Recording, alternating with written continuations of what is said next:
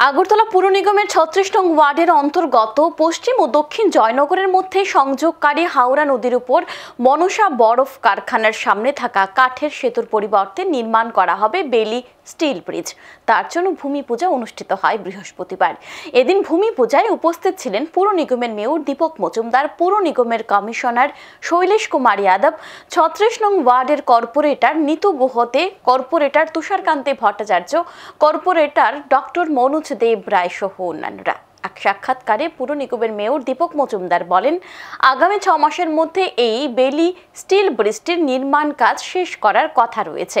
এই still bridge নির্মাণে ব্যয় হবে 1,74,00,000 টাকা।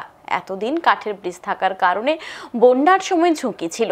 প্রতিদিন এই ব্রিজের উপর দিয়ে 1000-এর অধিক লোক চলাচল করে। স্টিল ব্রিজটি নির্মাণ হয়ে গেলে এলাকাবাসীদের দীর্ঘদিনের একটা সমস্যার সমাধান হয়ে যাবে। তো এই এলাকার এটার সঙ্গে একদম বাধাঘাট থেকে আরম্ভ করে টোটাল রামনগর এই অঞ্চলের প্রত্যেকটি প্রচুর লোক ডেইলি প্রায় 1000-এর উপর ব্যক্তি আসা যাওয়া করে এই ব্রিজটা দিয়ে করতে। এখনও অস্থায়ীভাবে একটা যাতায়াত রক্ষা করার জন্য, যোগাযোগ রক্ষা করার জন্য একটা ব্রিজ কাঠের ব্যাম্বু ব্রিজ করা হয়েছে পায়হাটা। এখন আমাদের যে ব্রিজটা হবে এটা 6 মাসের মধ্যে বেলি ব্রিজ হবে। আমি বলবো যে অনেক দিনের পর একটা আশাপূর্ণ হতে যাচ্ছে, স্থায়ীভাবে একটা সমস্যার সমাধান হতে যাচ্ছে।